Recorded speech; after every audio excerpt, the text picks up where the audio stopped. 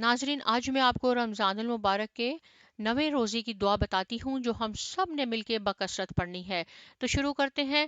اعوذ باللہ من الشیطان الرجیم، بسم اللہ الرحمن الرحیم، ربنا افرغ علینا صبرا وتوفنا مسلمین۔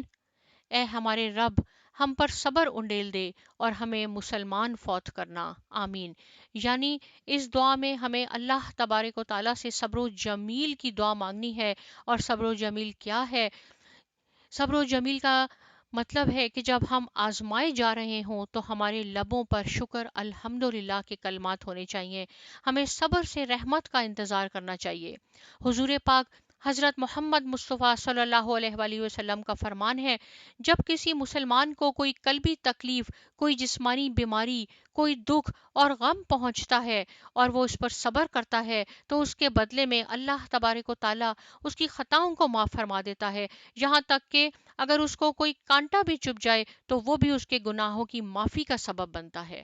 تو ہمیں صبر کی دعا کرنی چاہیے اور اپنی زندگی میں بھی صبر سے کام لینا چاہیے۔ ساتھ میں ہمیں یہ بھی دعا کرنی چاہیے کہ اللہ تعالیٰ ہمارا خاتمہ ایمان کے ساتھ ہو، جب ہم فوت ہوں تو ہمیں کلمہ لا الہ الا اللہ محمد رسول اللہ نصیب ہو، آمین ثم آمین۔